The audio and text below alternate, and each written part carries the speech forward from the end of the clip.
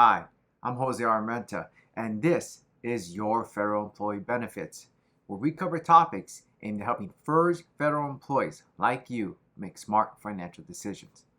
Today, we're doing something a little different, and we're going to look at a really popular article that I wrote a while back, and it covers the 4% rule, okay, which we've touched on a number of videos.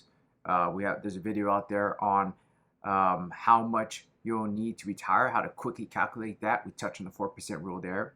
And then we also touched on retirement income strategies, the bucket strategy, which is another way that you could turn your TSP into an income stream in retirement, right? How do you do that? What strategy can you use? And that's where the 4% rule comes in. It's one of several strategies. Like I said, you got the bucket strategy, which is my preferred strategy.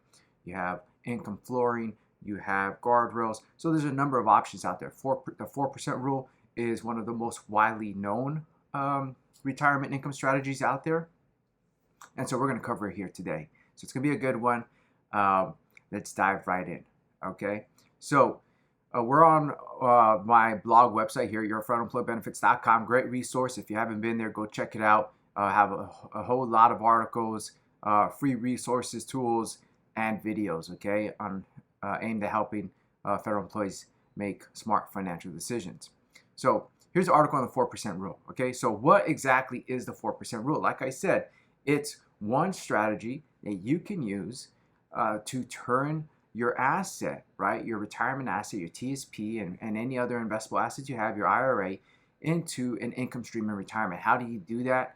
Using the 4% rule, right? Using the 4% rule, that's one way to allow you to systematically withdraw from your TSP with a very low probability of running out of money. Okay, that's the whole premise of the 4% rule. It's a way to take money out of your TSP and not run out of money in retirement. Okay, or have a low probability of not running out of money. Okay, a low probability of running out of money.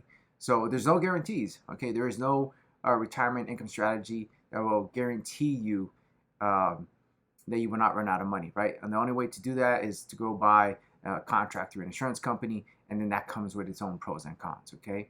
So the 4% rule, that's what it is in a nutshell.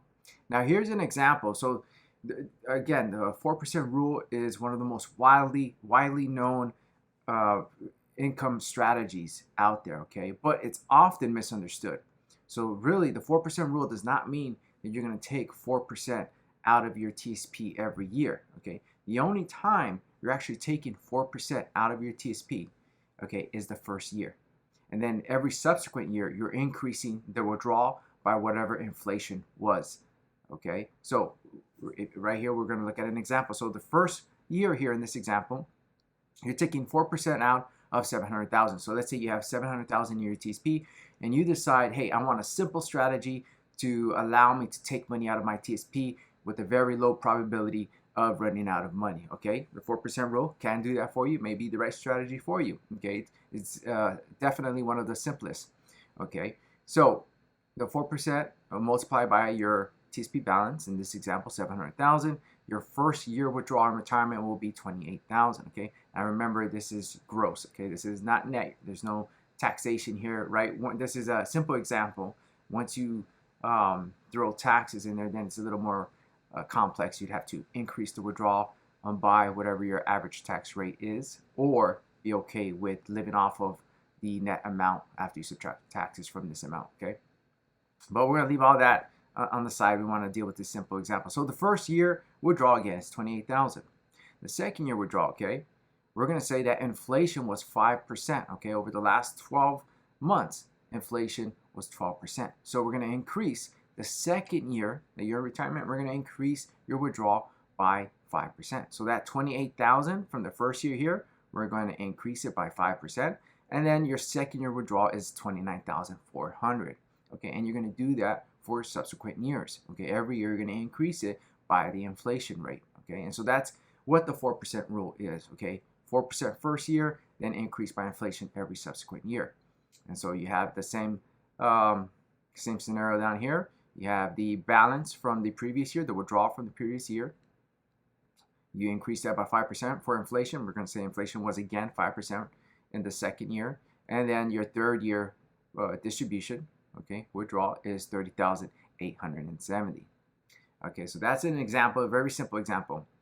Where did the 4% rule come from? Okay, it was based off of William Benjamin's research study published in 1994.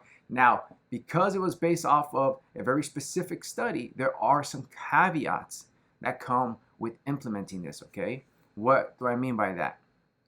Well, first of all, you're going to have to, again, increase the amount that you withdraw by whatever you project your tax rate to be, your average tax rate to be, or be okay with subtracting that from whatever the withdrawal is, the 4% amount, right? So if you're taking 4%, let's say in the previous example, the 28,000 withdrawal, subtract taxes from that. Are you okay? Can you survive? Does that amount, the net amount, is that sufficient to provide the income that you need? Okay, so that's something you're going to have to factor in when you're trying to determine whether the 4% rule would work with you, okay? That you're going to have to factor in taxes in there, okay? Also, another thing to keep in mind is the mix of investments. When this research was done and William looked at whether a portfolio could be sustained throughout a 35-year retirement and 4% be withdrawn every year, increased by inflation, and not run out of money, okay? When he did his research, he did so with a very specific portfolio, okay? A very specific mix of investments, okay? So if you're going to use the 4% rule, you want to ensure that your investments are close, okay? Close, within range of what the study used during the mix that the study used, okay? So, and you'll see the mix here. So the mix that William used in his research was 50% in stocks, okay? So you could think the C fund, right? 50% in the S&P 500. So he had S&P 500 is what they used. You can use the C fund, or you can use the S&P 500 index fund if you're outside in an IRA.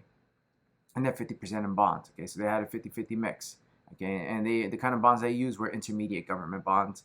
You could use the F fund, which is a little different, but you can use that, okay? It's not an exact substitute.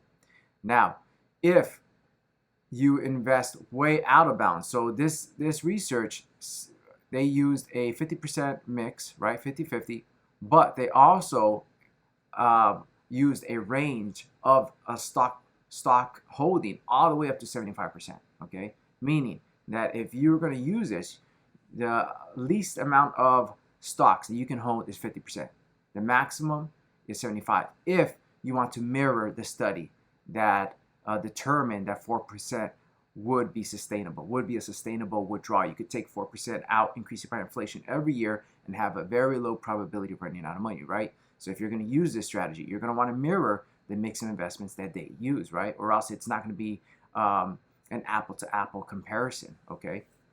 And so something to keep in mind, very important, okay? You're going to want to have your mix of stocks and bonds close and within range of what they used, okay? At least 50% stocks, maximum 75% stocks in your portfolio, okay? Now, again, they didn't have a different mix of stocks. They only used large company, the S&P 500. There's international, right? Think I fund and the TSP. There's small cap, think S fund. So there's a few options within using the stock asset class. So I'm not going to go into the weeds on that, but just something to keep in mind when you're trying to implement this is that the mix of investments you have are going to have a large impact on whether this is a successful strategy, okay, in implementation. Now, longevity. I said that this was done, okay, using a 30-year retirement, okay, 30-year retirement window. So when they did this research study, they said, okay, how long will retirement be in our study? And they used 30 years, okay? I think I said 35. It's 30 years, okay? So 30 years. If you retire early, let's say you retire at 55, okay? Well, you may have a 35-year retirement, okay? And so your retirement may be a little longer than what they used in the study. So it may not match up, and you may be at risk of having your assets, your TSP, your funds, run out quicker than what the study had projected, okay? So the 4% rule may not work for you Okay, so that's another important factor to consider if when you're trying to determine whether the 4% rule would be the right withdrawal strategy for you. Okay, is that how long do you plan on being in retirement? You're gonna have to look at your life expectancy. Okay. Okay. Another caveat: there's no flexibility in this. Okay, you're taking out 4% a year increased by inflation. You can't go and take out larger withdrawals. Let's say you need to you have an increase in healthcare costs, right, which often happens in the later part of retirement, or you have a large expense that was unexpected, maybe a roof or a home repair.